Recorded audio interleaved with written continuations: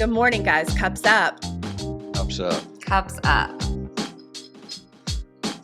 What you got, Mandy? What do you got in Nice that? coffee? What do you got in that mason jar? A nice coffee Okay. with a straw. Okay. I have to drink coffee with a straw. Liz, what are you drinking? Water. Liz, what are you drinking? Water. Yeah, Okay. just okay. Water. Yeah, Nice. I see it. Yeah. Yeah. Black. It's a You really love exciting black, morning. Liz. You love black. You look so good I in black. do. Thank you. You I'm always from wear Boston. black shirts. Yeah, we're real dark in Boston. We don't have very joyful clothing, I guess. But I brought that to the South because everyone likes Lily Pulitzer down where we are, and no, thank you for me. Yeah, It's a pass. yeah. Especially because they're like $500 for a dress. It's crazy. Right. It's just insane. And Right. So did you guys have a good? Did you guys have a good weekend? David had his birthday at 39. Renee turned 58, and we had a little bad news this weekend, but there was some uplifting stuff. yeah, how are you guys So doing? what you guys?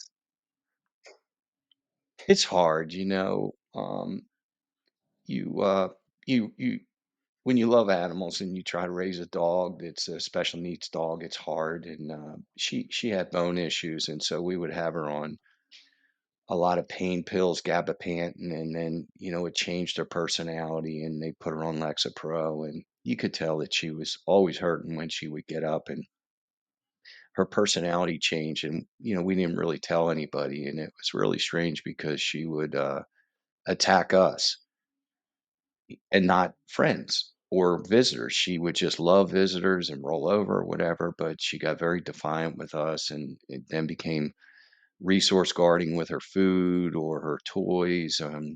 Then she would, if you walked by her crate and the crate door was open, she'd come and attack you. And Renee and I we knew it was would set her off, and we would stay away from it. But when the kids came home, they didn't know all of her triggers, and she bit Davis, my son, Wednesday night real good on his hand for no reason at all. Then it hurts, and it's just the dogs are a part of your family, and so I'm hurting right now, but I'll get over it. I have a beautiful 8-year-old, and there's plenty other dogs out there that need a rescue and saving a life. And so I'm going to get up, dust myself off like you have to when you fail at something. And it's just hard, It's just she's part of your family. I'm talking to dog lovers here, and everybody who's listening in our small little world's dog lovers, and it's the way it is. I just want to, Thank you for and I asking. just want to say that you didn't fail. I think you gave Coco the best life that she could have possibly have had, and do not consider it to be a failure. Like you Right. It guys just did leaves a your hole in your heart, right. you know. I know. Y- And we only get so many holes in our heart. You can't fill a hole. You create a new hole and you dig. You fill it up, and a new hole starts. And but yeah, thank you. We did not fail her. You're You right. didn't. And yeah, she was very lucky to have you guys. You gave her a lot of love. And I'm just Yeah. so sorry. Thanks, sweetheart. Liz, how's Newberry doing? I appreciate that. Oh, he puked all over my bed last night. Luna puked this morning you too. know. Well, speaking of stuff we did this weekend, I started watching that new show called Based on a True Story on Peacock. Have you guys started watching that? Yes. I'm going to start tonight. Did you watched it, Mindy? Yes. All of it? Yes. Me too. Watched all 8 episodes. Bingers. You guys are bingers. It goes by really fast. It was hard not to. Yes. It does. They're only like 29 minutes. Yeah, but it was interesting because when I saw the preview to it, I knew immediately that I had to watch it because obviously it's about true crime podcasters. And it's sort of a perverse topic. Like the plot is really super perverse, and I kind of love it. Like they're basically taking how this world looks at true crime as entertainment, right? And they're saying, like, what if a serial killer helps make a podcast? And I just like, there's Eric, you're gonna love it because it's so strange. But there's a part where the serial killer is having like a Zoom call with other serial killers or murderers. God. And it's just it's such a just I don't know, that idea just sort of tickled me. Did you like it, Mandy? Yeah, and I was thinking about it, like, Only Murders in the Building was, like, kind of the first one to do this, to talk about true crime podcasts in a funny way and really have true crime podcasts as, like, the main thing of a show, but this what I did like about it was it made fun of, like, the evilness and the, like, just insanity around the true crime world right now, and just how crazy and desperate for fame people are, and how, like, I mean, I'm sure people who aren't in that world are like, there's no way that there would be, like, people that would team up with a serial killer to get famous and to get a true crime podcast. But I have met like 50 of them in the last year. And I ha I have walked I've met a lot of people and, who talk about, "Oh, it must be so easy to podcast," and then I have friends now that started their own podcast and some obviously Jim, did started his podcast, and I think everybody thinks that all you gotta do is get in front of a microphone and talk, and it's not that simple. It takes a lot of planning. Obviously Liz does outlines, and you and David give up topics, and you got to have a gelled personality with if you have a co-host with you, and you have to have an audience. You have to have a hook. I don't think you can just get in front of a microphone and do it and get 300,000 people like we have. but what was So you're saying if we wanted to do a podcast with Alec Murdaugh, like if we if this is the show, Eric, it's like if we had done a podcast with Alec Murdaugh as the secret anonymous like third host, you know what I'm saying? And allowed Yeah. Alec to, which basically is what I'm gonna assume. I mean, let's be honest, there's some podcasts out there that about the Murdoch stuff that I almost think that Alec is the secret third host, the anonymous. Like, because they're just pushing his message. So, might as well be. it's not that far fetched. I'd rather be like Silence of the Lamb, Hannibal Lecter. I'd rather be the psychiatrist and have the Alex Murdaugh on the couch so that I could just constantly ask questions and compare him to other serial killers. I mean, you remember Hannibal?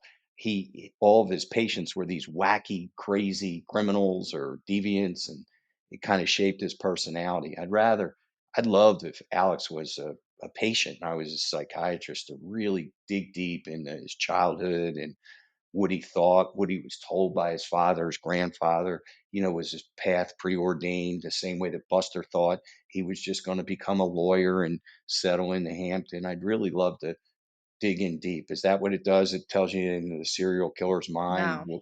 Mm-mm. No. It just kind of makes fun of it. No, but here's a question for you since you wanna talk about the psychological aspect of this. So, the serial killer sort of posed a question because obviously the idea of a serial killer hosting a podcast is disgusting, and, people making money off of that is even worse because when I was watching, I said to my friend, it's like they got a pet shark. Like, they have this pet shark now because, this guy's gonna bite somebody and he's gonna cause mayhem. Like, you might think right now, like, it's cool, I'm the only one with a pet shark, but eventually somebody's going to get hurt, and obviously that bears Is he out. But making more serial killers, or he's just telling you his Well, recipe? that's the funny I think thing. that's season Well, 2. that's the funny thing. He calls it creating new content when he's Yeah. gonna kill somebody else, and he's like, "The people really need new Right. content." They're sick of the old murders. They want the Love Dexter. Did you guys watch Love Dexter? Dexter. Loved Yes. That's one of Dexter. my favorite Loved it. all-time shows. Loved it. It I actually totally reminds me agree. more of Killing Eve, to be honest with you, because it sort of makes it's not making fun of, but it like presents you this idea of like how far are you willing to take the entertainment aspect of killing? Because when we look at true crime, obviously these are real people, real victims, and real just very traumatic situations. But we still there's an entertainment aspect to it, obviously that makes big bucks, and just all sorts of mediums. But the serial killer in the show, he asked the question, "Who's worse?" The person who puts the bullet in the cow's skull or the people who eat the cow. So he's saying, is it worse to be a serial killer or a murderer than to be entertained or, receiving his, like Mandy said, fresh content as entertainment. So, Eric, which is worse? I think we have a tendency to be hypocritical. Like we were driving down the road last night after Renee's dinner, and I told my daughter that the farm up the street killed Whiteface, and Whiteface was the cow, and we used to go up and give him carrots and everything, and we humanized him. And the owner, obviously sent him to the slaughterhouse, and he's eating steak for a year, and we just left the steakhouse, and so I said, "This guy's an asshole for killing Whiteface. He was a pet. He knew we fed him, and everybody brought carrots and whatever." And my daughter just said, "Dad, you just had a steak. I mean, what are you crazy? You're going to let somebody else kill the cow, and you're just going to eat him. You might as well kill him yourself." Yeah, you just So your steak was somebody else's white face. That's right, something to think right. about.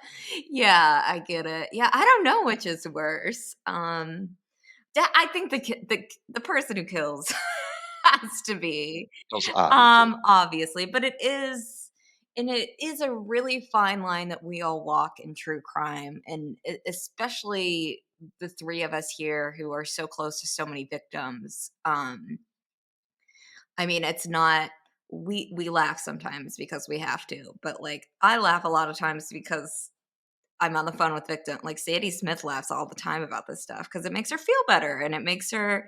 You have to find laughter and you have to find, but there is a line that you shouldn't cross. And I think that the show really exploits the fact and makes fun of the fact that like people will cross that line just to get famous or just to uh, get a hot podcast. But what I did think was funny about it was they like did all this. They decided like we're gonna dance with the devil. Like we're just gonna we're gonna go all in and we're gonna make this podcast and it's gonna be a huge hit and I can't wait. And then the next morning they had like 7 downloads. And that's how is he a retired serial killer, or is he just taking a break and just telling you his business? fresh content. No, literally active. Very Fresh content. fresh. Wow. Pet shark. Pet shark, It's and so we're dealing with true. the devil. No question. You guys Yeah. aptly described it. Yeah, and I think it's really interesting, but it's almost like too close to home because of we have just met so many people and been close with so many people in the last 2 years that like you wouldn't believe the stuff that they do for attention or to get like the next scoop of the story. All of the like weird underworld of all the Facebook groups and the Reddit groups and how they all like compete with each other to be the best. A lot of these people would totally team up with Alex Murdaugh if they had the opportunity and do a true crime podcast. Like 1,000,000%. And I'm sure people watching it Mhm. being like, no, no way people would do that. Yeah, they would, unfortunately. Oh yeah, the Netflix I guy emailed remember Alex. I said Alex was a serial criminal. He checks all the boxes of, theft, murder, betrayal, everything. And I said the only thing he isn't is a killer, a serial killer. But I said he actually is a serial killer because he killed two people. And Dick reported me to the bar for comparing him to a serial killer. I think Alex could have those tendencies. Not that he killed more than two people that we know of at this time, but the way that he was a psychopath to be able to rationalize and live with what he did, and not have that guilt that normal people would have had over time to watch people who were exploited. Um, do you guys think that he has? I'm not saying he's a serial killer where he's killed millions of people, but he has those tendencies, or you see the way that he's able to spin out of stuff like a serial killer would. What are your I guess thoughts? the question is if he gets pleasure out of killing. So there's sort of I mean, obviously, I think there's some sort of sexual issue with serial killers if that's, sort of how they get their jollies. And I think in the show too, they sort of explore that too, like it meaning like it. there sort of was this like sexual undertone of like sexual frustration or what have you. But I don't know. I don't know what Alec got out of that. I think he was solving, my personal opinion is he's just a problem solver who sees murder as on the table, something that you might have to do in desperate circumstances, not necessarily that he's out there like planning his next kill or what have you. What about But one his of the what about his alternate life of a thief or what he did after hours that we've heard I don't rumors think on? that was his alternate life, Eric. I think that was his real life. I think that was his whole life. I don't think that was a separate personality. I don't think that he had two personalities. I think he had one personality that people feel like they have to act like that was two personalities. Like we got so fooled by him. You knew exactly who he was. You just didn't think that he would go this far. That's all. That's in my opinion. But So, What do you think, yeah. Mandy? But question, and I was just thinking about this as Eric was talking. Do we think so the serial killer in the show like loves the attention and he gets upset when like there's not enough people listening to this podcast and he's like, do I do Mhm. more? Do we think Alex loves the media circus that was created around him? And do you think that he would be offended if the numbers stopped and people stopped paying attention to him? I Yes. do. I do. I definitely do, Mandy. Yeah, I do. I think he walked in like the cock of the walk in court, and I think uh, it's a way of him getting this acknowledgement from everybody, this whole world. Like they're so into the Murdaugh family, the Murdaugh name. I think I do. Yeah. I think life would be very boring for him if the microphone and the speakers got quiet. And I think his attorneys love it too. I think that they love to use it like, "Oh, poor this guy. He has to poor Alex, like he's got a parade in front of cameras," and whatever their stupid language that they they used. Um, but I think Dick and Jim love it as much or more than Alex. One more thing I just wanted to say about the TV show was that there was this line that actually made me laugh for a while afterward, where the husband of the couple, the main protagonist, makes a comment to his wife's friend about a story that she put on Instagram. And he's like, "Hey, we're looking good." And she's like, "Creeper." Like she responds to him like, you're not supposed to comment on people's posts on Instagram or like on social media. So his wife is like, everyone knows that you don't comment on your friends' fake lives. You don't make a comment about it. You just sort of pretend it doesn't exist. Like it's almost like we have disassociated as a group of people where we have the way we live online and then the way we live in real life. And so going back to what you're saying with Alec, does he like the attention and all of that? Uh, I do think that is true. He brought up, he was asking Buster on those jailhouse calls, like, about that stuff. And he almost seemed when Buster told him that he got recognized at the casino in Vegas, he was almost like a "well, I'll be darned" response, you Yeah. know? No, like I didn't believe that he was like angry about it. I believed that he was sort of impressed with himself that like his family is now widely known. So I do think that there is um I don't I think the whole Alec Murdaugh trial has created several careers, right? So ours Yeah. included, just in the sense of like there's jobs to be done and there's holes to be filled. And it's amazing to me that we're still seeing jobs being created by this one man's misdeeds when it comes to online stuff. So whether it's YouTube channels, other podcasts, or the special that apparently Jim and Dick are working on with Buster, whatever it is, it's still going. It's still out there. So Why aren't there that's for more? what it's worth. Maybe there are, but why aren't there more female serial killers? How about that We don't question? have problems. I like to We think don't have problems like men do. I think it's just I'm serious. See, I don't know. I honestly Were there I any honest female serial killers? yes, there's a Mhm. Netflix story about one. Alien Yeah. Warners. There's a couple, but in the same way of like, why aren't a majority of school shooters are white male between the ages of 18 and 25? Right. And Right. time and I think it just has a We're lot. wacky. I think it has a lot to. Men are wacky. Well, yeah, I mean, toxic masculinity in their inability to the structure that men are raised with is a lot of times just very, very unhealthy, and it's bottling up feelings until you get to the point where you have to kill somebody apparently, and you don't feel like you have any other options, and that's horrible. Um, but yeah, I mean, The women serial killers may be like, somebody who marries somebody and then they yes, poison them or they yes, poison 3 or 4 people, but the men serial killers, they go out.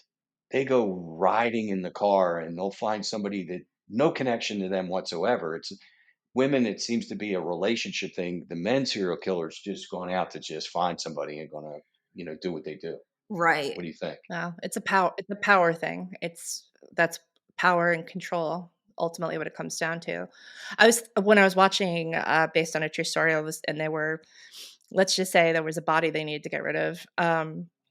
I was thinking about Brian Walsh in Boston, the kid that I went to junior high with, and just how he like panicked and Googled how to do it and went to Home Depot or wherever he went to get his little tools to like dissemble his wife's body, or allegedly.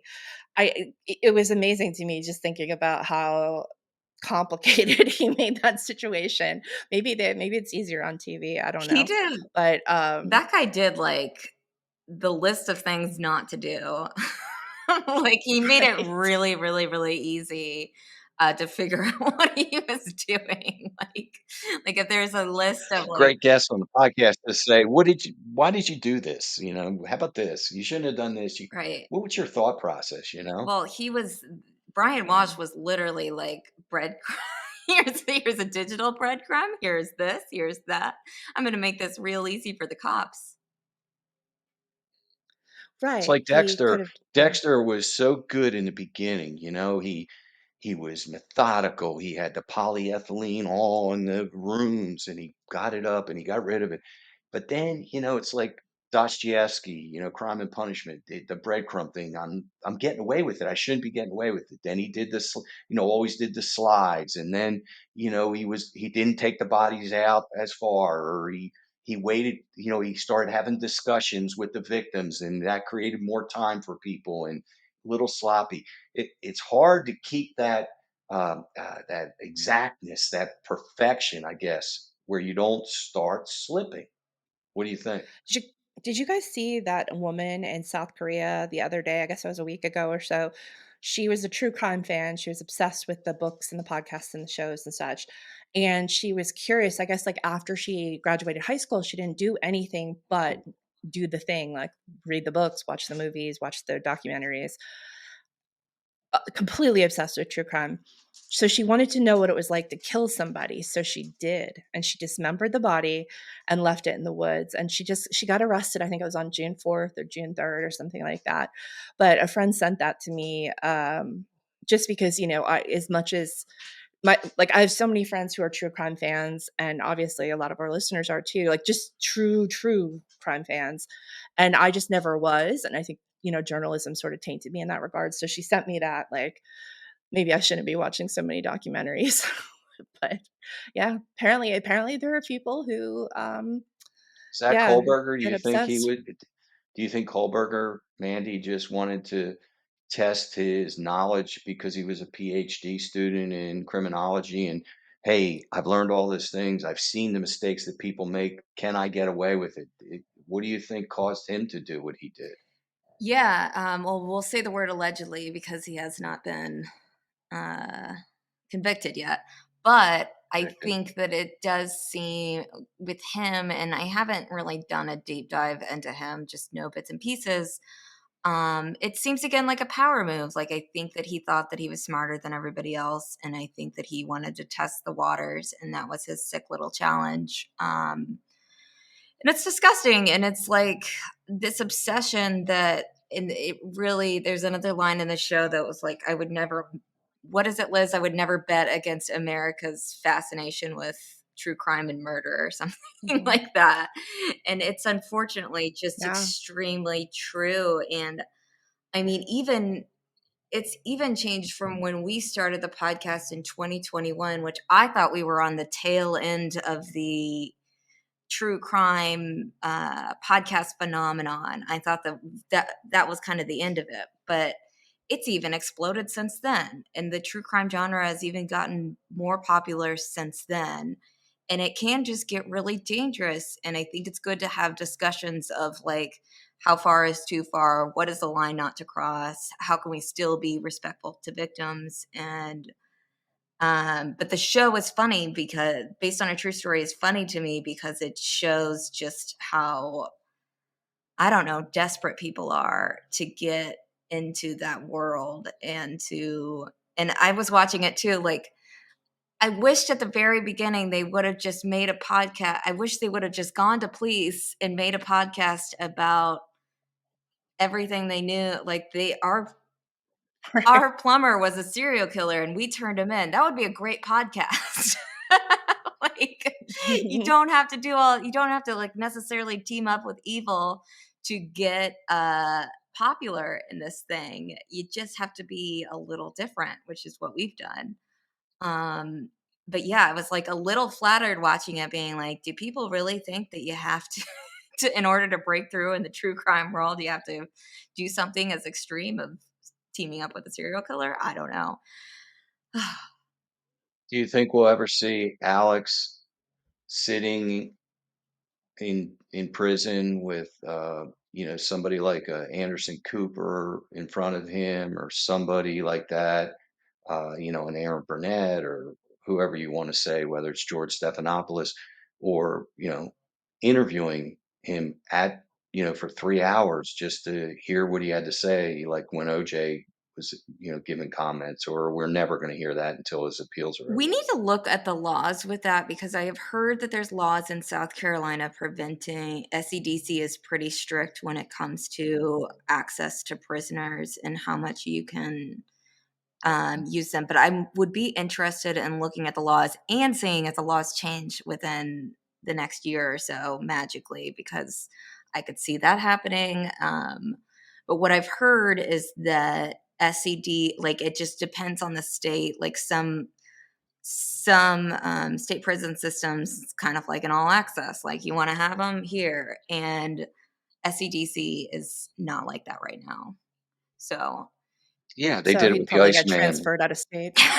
yeah. You remember the Iceman killer in New Jersey, Liz? He was the big guy that No. was the killer for the mafia. He was not really Italian, but they used him to kill people, and he killed like 63 people. He would put them in caves. Like the mafia would say, "I want this guy to suffer," so he would put a camera up and he'd put rats in there and put food on the guy, and film them getting eaten. And he was a normal guy. I mean, just a normal insurance salesman. And he ended up killing 63 people. His family didn't know it. It's called the Iceman. And they interviewed him in prison, and it was chilling. I mean, on the one hand, he was coaching baseball. He loved his daughters, took them to recitals. They never knew. And then they interviewed the daughters. That's an interesting documentary. Well, that's gross, Eric. It's gross. But yeah, isn't there a possibility that Ella could in the future be moved out of state too? So it wouldn't surprise me if they tried to work around that law in that way too, just to get him on camera. But I mean, we've talked ad nauseum about wanting, what we would do if we ever had the chance to interview him. But at this point, I mean, it's going to happen. Somebody's going to do it. Probably be Jim. It'll probably be, Jim will be the interviewer, and that's Ji Jim's Like podcast will be based on a true Like story. Russell TV. It'll be like a Russell TV. They'll have a little Yeah. mural on the jailhouse wall, and yeah. Can you imagine getting Russell's cousin in too to interview Alex? Then you can see who the journalist is. Like She asked some really that perfect questions, didn't she? She was Yeah. really, really insightful. Had an exciting week with a lot of different developments in the Murdaugh saga matter last week.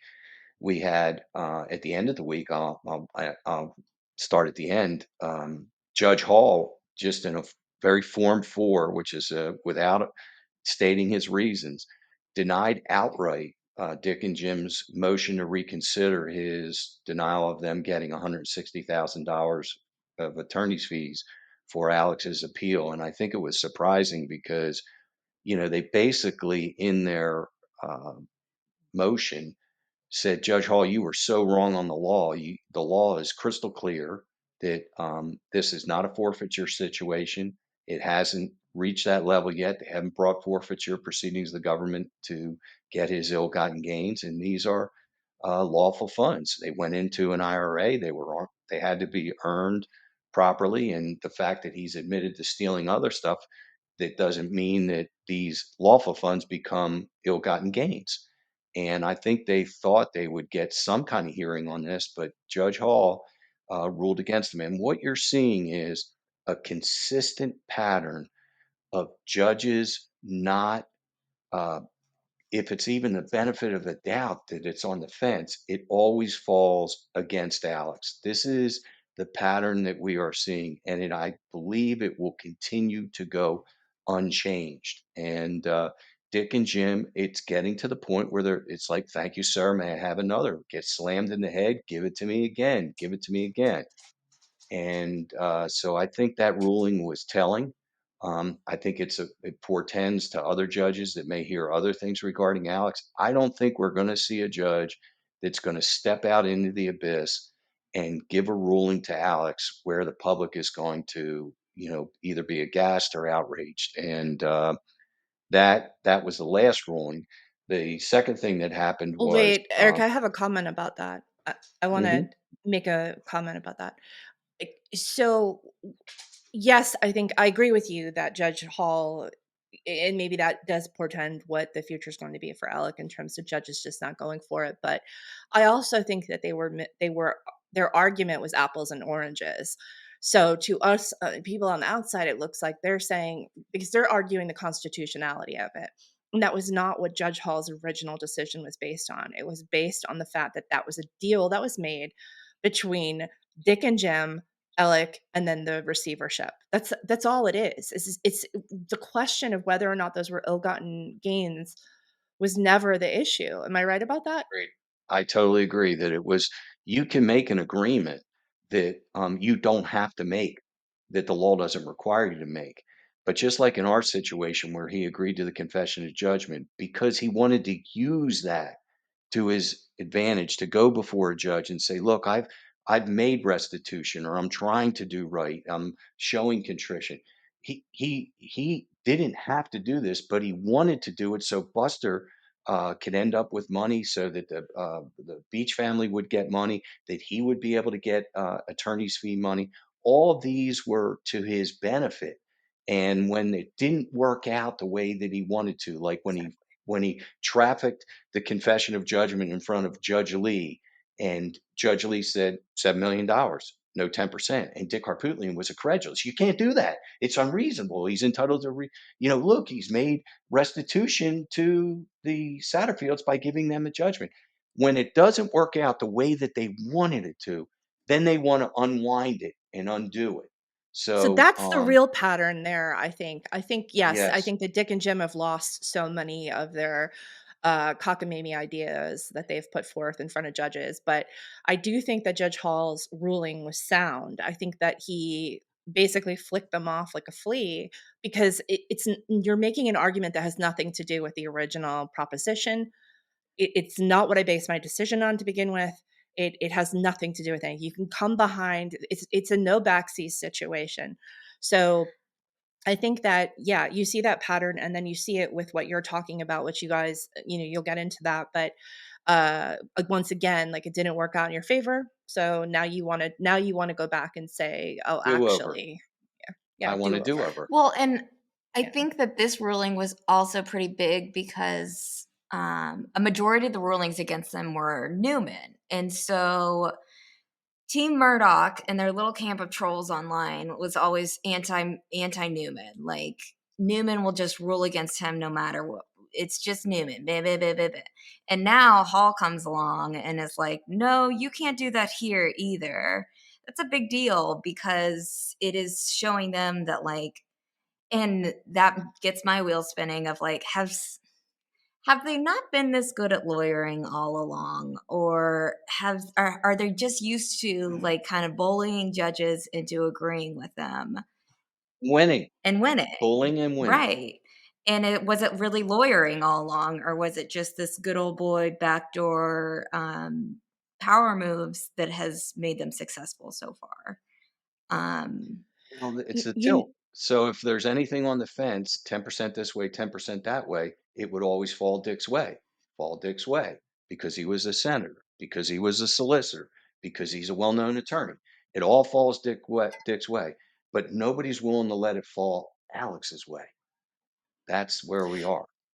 So, two things. One is that Judge Hall, his experience is largely in criminal law. So that is his area. If he's an area of expertise, that's his area of expertise. So if anyone, I would say, is going to understand the constitutionality of, or even just, what is tainted funds and what's not tainted funds. I understand that that's a civil issue, but he has. I'm just saying that, like, that's his background. So it's not like he came at this without, being very knowledgeable in it. But the second thing is that the same people, and I know that Eric, you were one of these people for a second, but who told me and Mandy that Dick and Jim, particularly Dick, are chess players, are the ones who, when I brought up, could the Gerard Price case have something to do with the Alex Murdaugh case, in the sense that it's a test case to see if you can shorten the length of a murderer's sentence using this 2010 law. People were like, "You're crazy. That sounds crazy. It sounds like conspiracy thinking." And it's like, no, it actually sounds like a chess game. It sounds like, if you lose A and you lose B, what's our plan C? What's our plan D? What's our plan E? If I'm playing chess, I'm looking at how to test the law, or how to change the law to get this man out. That ultimate goal is to get him out of prison. So that's what always bothers me with that whole thing of, like, Dick and Jim being geniuses or whatever. The same people who want to say that they're playing chess can't recognize the game of chess when they see it. I'm not including you in that statement, and Eric, not but to and not to yeah, like I believe that. I yeah. believe that just before Mandy, you get in there. I believed that up until they made the motion against the Satterfields. And to me, that was a bridge too far. It was lawyers who didn't really think out how the long game's going to be, what downstream damage could happen. It was like they were giggling when they were typing the motion. That's what I see. Like, I see Phil or Jim giggling when they're typing the motion. Oh, we'll do this, we'll say this, without really seeing it. And that's why I said in the motion, Ronnie softened my language. I said, we're playing chess and they're playing checkers. Ronnie softened the language and said, they don't see the chessboard. That's what he said. So I take back what I said. I think they're winging it at this point, to be honest with you. well, and Now go ahead, I think Mandy. that I'm they sorry. just no, it's okay. I think that they just play a different game. And I was thinking about this the other day. I was talking to an attorney from California, a female attorney from California, and she was just talking about how utterly appalled she was by Dick's overall behavior in the courtroom, but especially it came to a peak when he pointed the gun at the prosecution and joked tempting. And that was his move of just, and that's how he behaves all the time. It's, I can get away with anything, and usually it works. And I think the very disturbing part of that is that there's really been nothing besides the fact that he's losing in court. He's not facing repercussions otherwise, which showing like this behavior can't be tolerated on a like his behavior was embarrassing on behalf of lawyers in South Carolina. And I look back on that moment and I'm really, really bothered by it, because it's like we all just moved on and we knew, like, and everybody's like, haha, Dick Harpootlian will be Dick Harpootlian. The courtroom laughed. They laughed with him. And that's how this man always Laughing. behaves. I'm not And laughing that's either. why I'm sinking. That's why I'm seeking sanctions against them. If you noticed, our motion wasn't just a memorandum in response, it's an offensive move seeking Rule 11 sanctions under our rules of procedure. I put them on notice and gave them an opportunity. Withdraw this motion. It's not grounded in fact, it's not meritorious, it's nonsensical, it's not novel. It's you have no basis in fact for what you're saying. You're trying to advance the interest of people that you don't have standing to advance the interest of, whether it's victims or it's people, other parties that paid money. And defiantly, they say, no, they're not going to do it. So we're seeking sanctions against them. They're wasting the court's time. They're causing a lengthening of this process. They are traumatizing the Satterfields over and over again, and it's got to stop. And I've gotten sanctions before against lawyers and law firms, and I'm confident that if this judge looks at it the right way, that they should be sanctioned. So this response of yours, Eric, and that Ronnie and you put together has gotten a lot of attention over the last week because it was so fiery, and that was the word that we repeatedly used to describe it because there's really no other word. And what for you? What has that reaction been from the public? Has it been mostly positive, or are you getting Totally positive. I've gotten some good? letters and emails from lawyers across the country that are appellate lawyers that really like the analogy that we did towards golf. And obviously they were golfers and understood it. But really, it was designed to once and for all stop these guys from filing motions that are frivolous. That, again, it goes back to just because you can make an argument or file a motion doesn't mean you should. And again, I see that they've made this personal with me. You cannot avoid if you read their motion. They're not hammering Ronnie, they're hammering Eric Bland, and to use the legal process to extract some embarrassment against me for the positions I've taken over the past 2 years. Courts cannot countenance that. That is against the rules. That's vexatious, obdurate, protracted type of matters that lawyers are not allowed to do. And that's what Rule 11 is designed for. And lawyers have been sanctioned for abusing the system. And they better win this motion because if they don't, they're going to get nailed for abuse of process, frivolous proceeding sanctions act, and malicious prosecution and wrongful use of the judicial proceedings. I'm coming after 'em. I love the word vexatious. I think that's S- perfect. It perfectly describes it. What lawyer or what So, judge would rule on that? well, that's Farrell, the thing. right? No, well, No? no, Judge Hall, we believe, is the proper judge to hear this because Oh, right. the motion was made to accept the confession of judgment by the receiver, not by us. We were not parties to it. It was in the Mallory Beach case. The appointment of the receiver happened in the Mallory Beach case. We made it in our case, and we withdrew the motion because it was appointed. Um, John T. Lay were appointed John T. Lay and Peter McCoy in the Mallory Beach case, and he's the judge that ruled on the joint motion of the receiver and Dick and Jim. So to file this in the Satterfield case, I understand why they tried to file it in the Satterfield case, but it's Judge Hall that needs to hear this. And I sent it to Judge Hall. I sent him a copy of our response and Dick's motion and said, "Look, I think this was filed in the wrong court. We're asking you to hear it, and we haven't heard back yet." So just to clarify that, Dick and Jim filed it in federal court as part of the Nautilus State, case, correct? nope. No? They Where'd they filed. They file it? filed.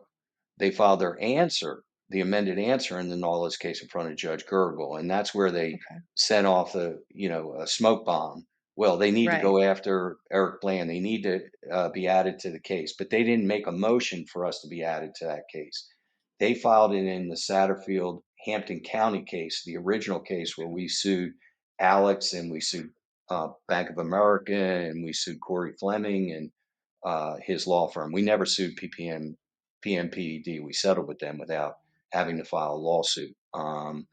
But I think that Judge Gergel is never going to entertain any type of request. And remember, the parties that we settled from have not made a motion to intervene and add us to parties to the case. They don't want to be parties. Um, and so nobody has actually made a motion to name the Satterfields as a party. Now, what he's trying to do is get the confession of judgment vacated and then be able to take that ruling in front of Judge Gergel. But we all know how Judge Gergel feels about Alex Murdaugh. He already said that in his order for Russell Lafitte's motion for a new trial, his second motion, where he said Alex is a serial liar. I'm not going to take his word. And So one thing I I wanna thought, note about your, response is just how you basically said I think it was one, Ronnie wrote this, correct? Like the bulk of it, and you added language. And I want to put it out there, I did not write any part of that. I did not see a draft of it, nothing. I was just as new to it as everyone else. So anyone who's detecting Ronnie's sarcasm, that is Ronnie. It's not me. Um, Ronnie. yeah. I mean, I endorse it. I thought it was brilliant. And even though I hate sports analogies because I can't always follow them, but I got it. I got it with the golf. And I thought that was really smart and memorable. That was a way to keep it sticky, right? That the public would remember it and all of that. But yeah, the wording that you guys used in this was probably the strongest wording I would say that I've seen in any of these filings yet. Uh, do you typically file responses like this, Eric? No, no, because it got personal. I said like a spoiled child. Their brief is, their motion was undisciplined and didn't have the wherewithal to even be filed. So I would never say that about another lawyer. But in this case, they made it personal with their motion, and they've made it personal against me, which is fine. And that's what I said. But they went that extra step and went after the Satterfields. And so when they went after the Satterfields, um, that is a bridge too far for me. And so it's similar to Will Folks. When Will Folks, last week made a statement that Ronnie and I are hustlers and that we're less than principled.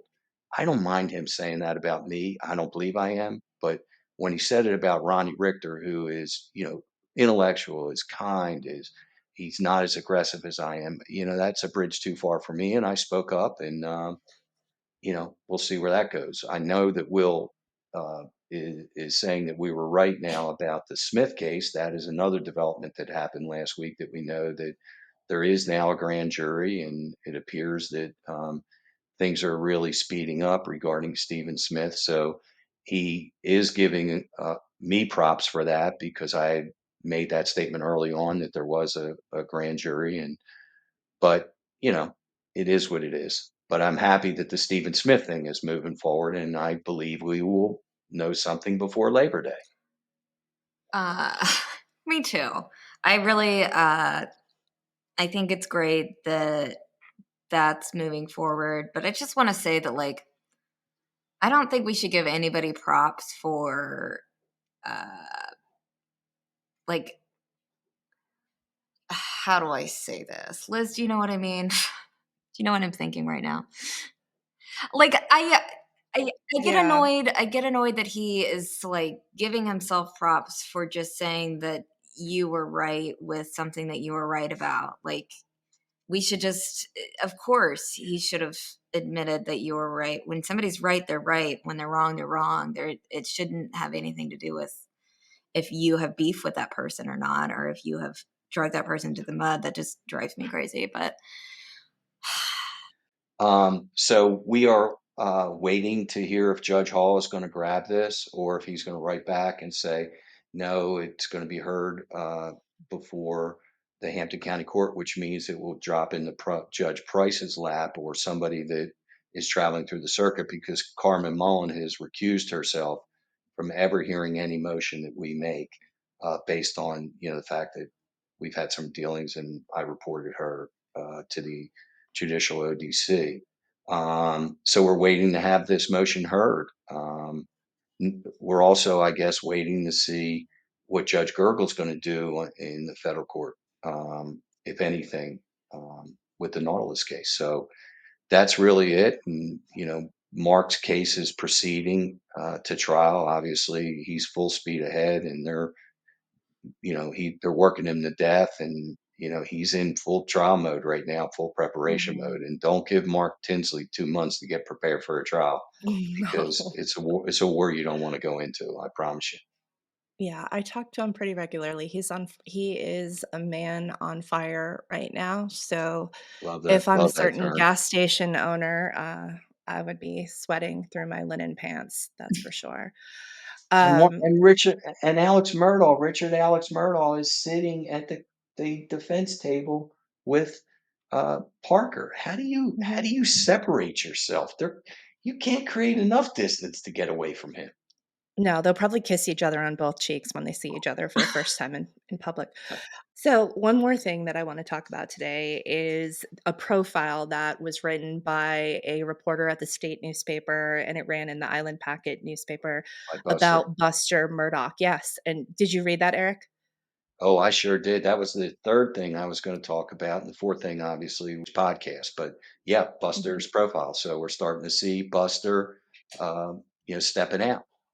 That was Yeah. definitely a puff piece trying to, get sympathy back to Buster's way, separating him a little bit from the father, with some of the jailhouse calls that they set forth in the article that Buster was like, "No, Dad, I'm not going back to Moselle, and no, Dad, uh, I don't, I don't know why people are, coming after me, camera people, being trailed." It was definitely a puff piece that I can see Buster selling his story and sitting in front of George Stephanopoulos or some journalist, really, really talking about how he, has been unfairly tarred and feathered in this, victimized, so that he can have a life. Because according to the article, his fiancee is working in a law firm, but nobody knows what he's doing, and Are we calling her his fiance? Are they engaged? I don't know. I thought they Yeah, I would were hope making a. so. Not that I know of, but maybe they are. That would Didn't be they buy a house and together?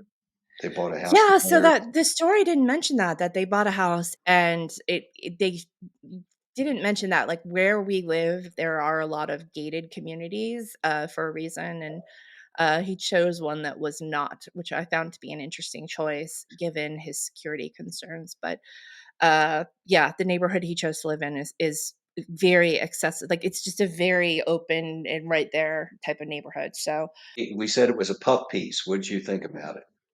Did you read it? Yeah, and I didn't it was kind of a puff piece, but the thing with a profile is that, like, you should have sources that are very close with this person, showing who this person really is, and that story did not get there. They quoted, like, a florist, You're right. like, that didn't there was no.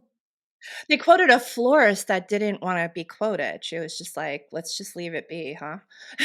Right, and I just. Yeah, you don't get an insight into who he is. Like, they don't say he's a guy that, he exercises or he goes to church or, his friends are these people or he belongs to this organization. He's like a phantom.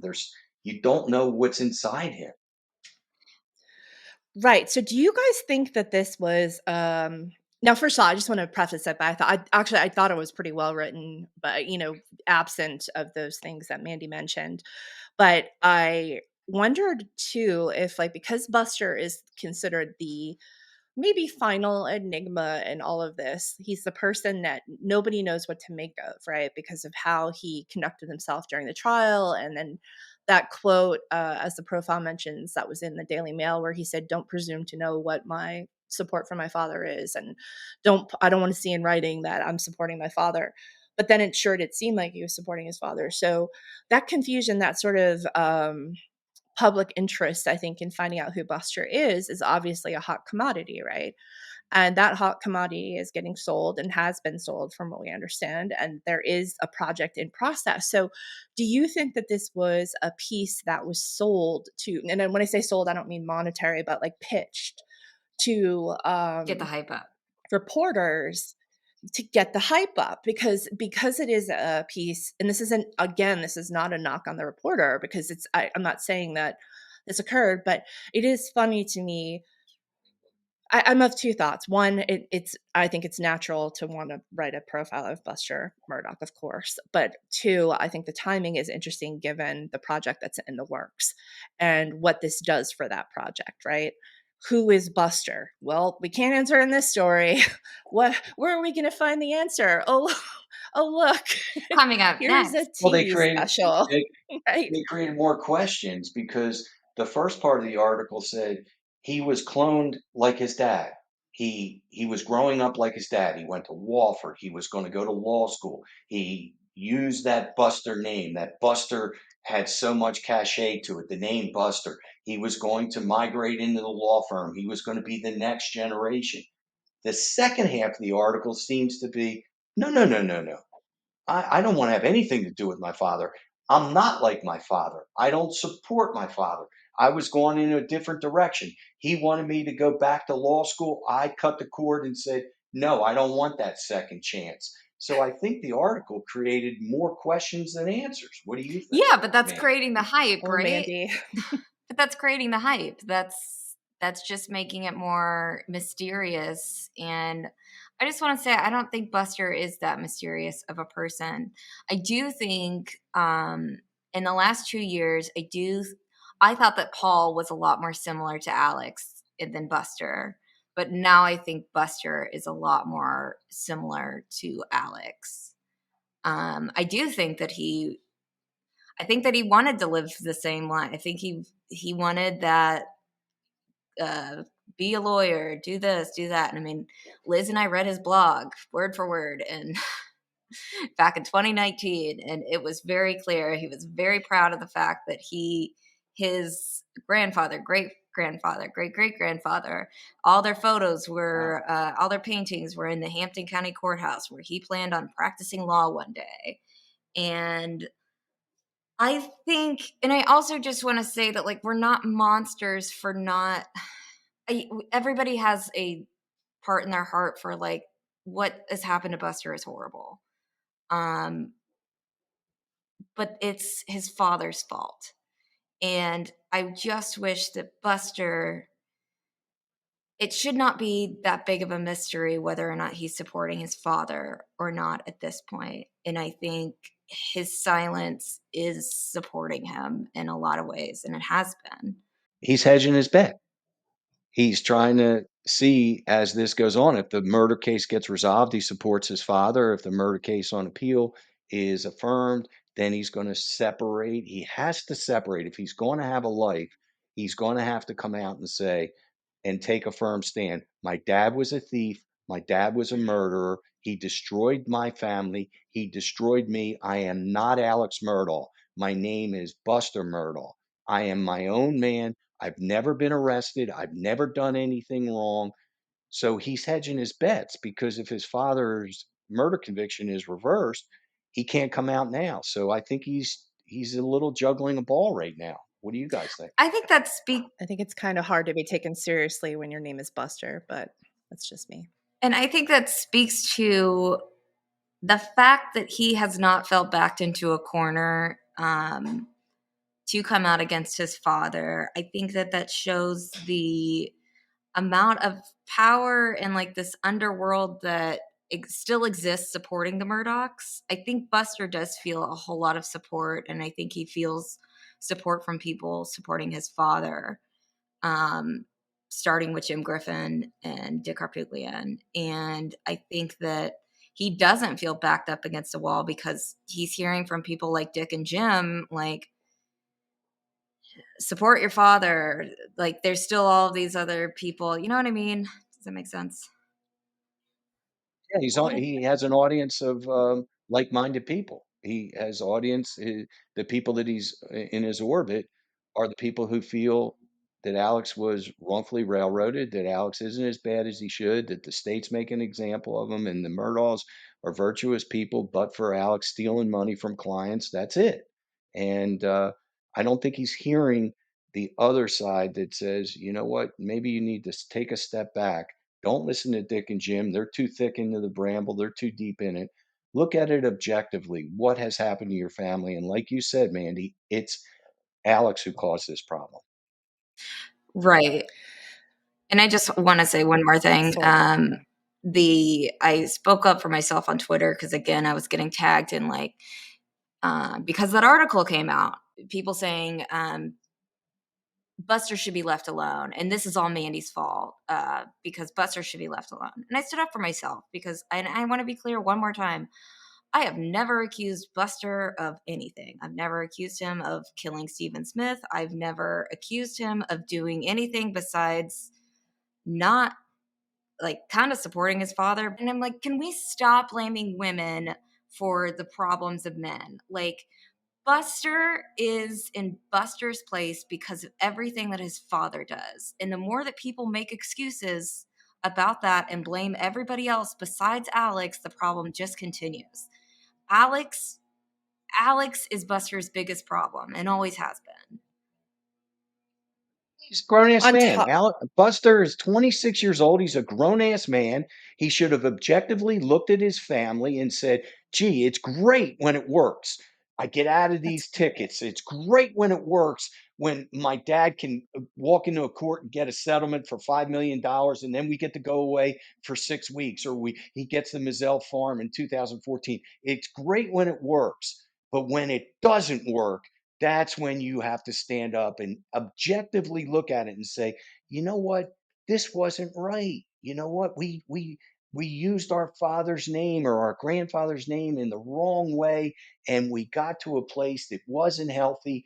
And I have not been able to develop my own adulthood, my own manhood in my own way. It's being forced down my throat.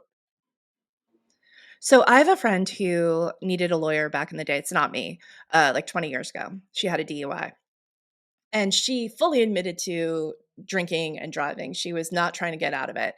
And the lawyer kept trying to guide her narratively. So he went through her medications, he went through different things that went on that day, and he would state to her what he thought the narrative was without saying, this is going to be the truth. He'd say, oh, well, I just, I looked up this medication and it causes dizziness and slurring, so maybe that, and she kept saying, no, no, no, no, no. And I'm only bringing this up because I feel like the Murdaugh family has been traditionally very good at that kind of narrative building within its own, three walls or whatever they live in.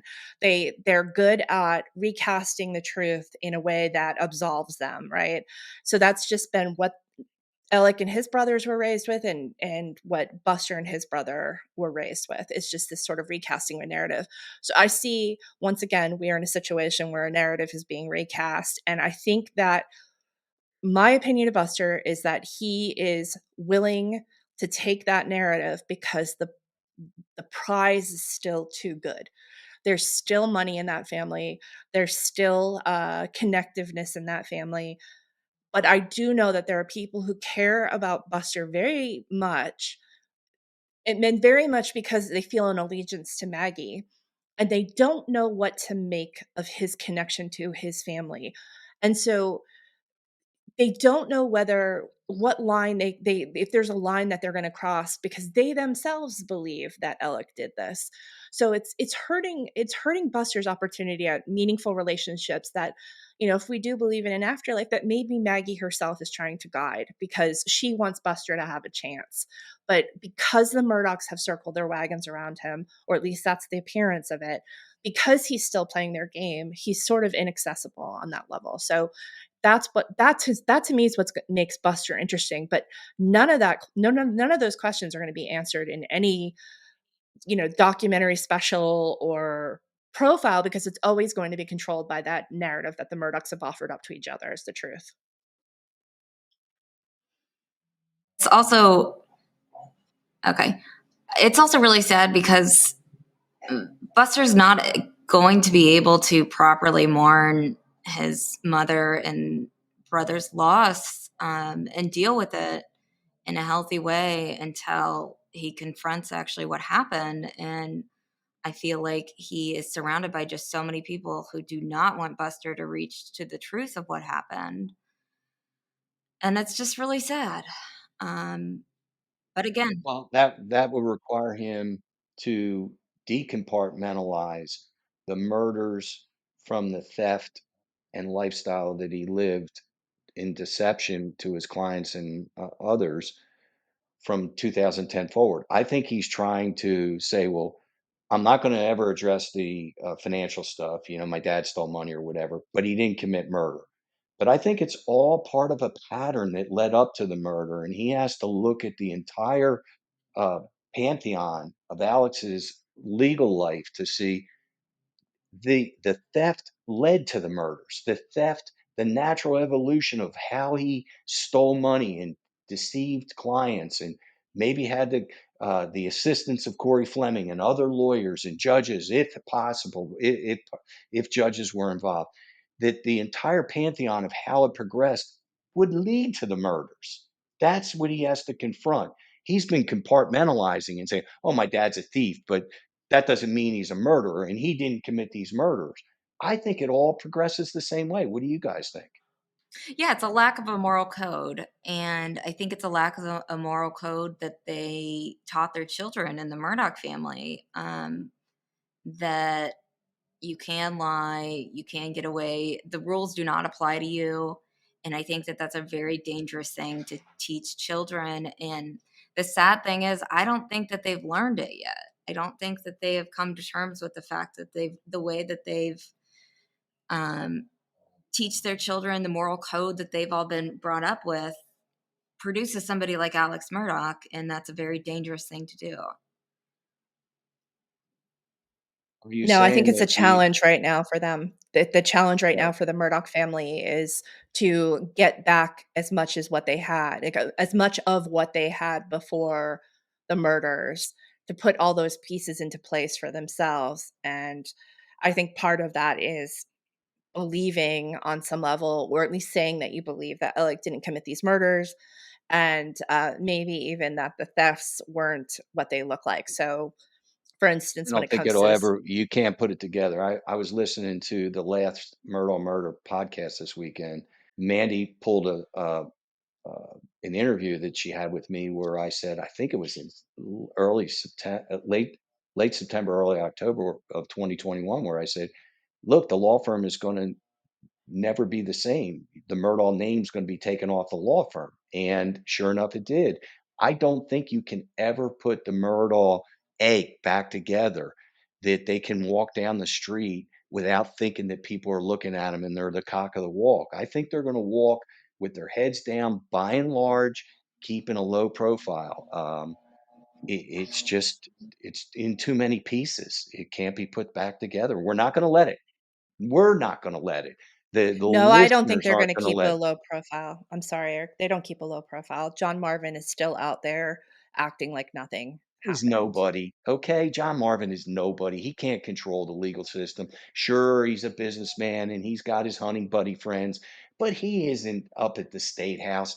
He will not be able to do what Alex was able to do up at the state house or on the state bar level. He's not a lawyer. There's no more lawyers in the family that have that power. Randy Murdaugh doesn't want it. He isn't grabbing the mantle. It's not like Succession where somebody's fighting, a brother's fighting to grab the mantle from Logan Ray. It's not happening. So Randy's going to be keeping it low. He will end up not being with this law firm. I guarantee you, within 3 years, they'll break up. Something will happen. But the Murdaugh name, I believe, is done. It's never up with them. Like, they always have a new something in their pockets, and I think the newest thing is them doing whatever documentary special with Buster. They're always trying to spin the narrative, and they're always trying to do new projects to spin the narrative. When one way doesn't work, they keep trying and they keep trying, and there's no reckoning with them. There's no moment of, like, even when Randy had that profile in the New York Times, which was a great moment for him to be like, to really say things like he was actually going to come to terms with the fact that his brother did it, and come to the terms with the fact that his family was really messed up, and that, like, he he could change this narrative. He didn't really say that. He just kind of, he toted the line just like they all do, of maybe he did, but they've all had opportunity. They all have kept spinning. So I have no hope for that, unfortunately. But we got in Yeah. this. Mandy, Liz, and Eric got in this to change the legal system. We didn't get in this to bury the Murdaugh family. Let's be clear to our listeners. We don't want them dead and gone and the name never to be spoken again. That's not who we are. We got in this to show sunlight on a justice system that wasn't working because of the Murdaugh's participation in that justice system. That is our singular focus. It is with Stephen Smith. It has been with the Satterfields. It is with the murders. all your reporting, all your podcasting. We're not trying to to erase the Murdaugh name as a family being citizens in our country. What our goal was is to show sunlight on our justice system, and that's what we're going to do. We're determined that no Murdaugh is going to take over that Hampton County justice system again. Right. There may be other lawyers that come that we're going to have to watch, or you're going to have to watch, or other judges, or whatever, and relationships are going to be built. But as far as I'm concerned, and I believe I speak for you too, we're concerned with the Murdaugh influence on the justice system. Am I wrong or am I right? You're absolutely right. Oh, you're right. And I mean, bringing it full circle when we were talking earlier about if Alex really likes all this attention and like what a circus this not a what a I mean it's there's been an entire economy built off of there's been people's careers being made based off of this case and all of these other things, and I have to admit that I have been a part of that. I don't know, and I know, And I and we all three of us have, but I also just want to be very clear that we wanted we wanted this to get as big as it did because it had to, and we wanted all of these eyes on this case because we felt that there was no other way for the system to change, not for popularity, not for ratings or whatever. We really wanted it to change, and that's why we're still doing this, because there is still lots to be done. We were vigilant to change it and make sure that the change ends with Alex. That's why we keep our foot on Alex's throat. We're watching him here. We're watching him in right field, left field. What is being done in these different cases?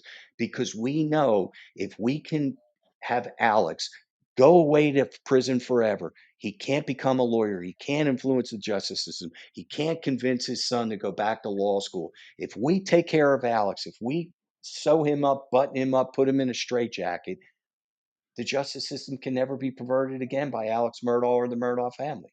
That's it. It's that simple. But if Alex gets a little bit of the talisman thread and can start pulling the thread, and then different things happen where this case gets reversed and maybe he goes to federal court, then we start to worry. They're having an influence on the justice system.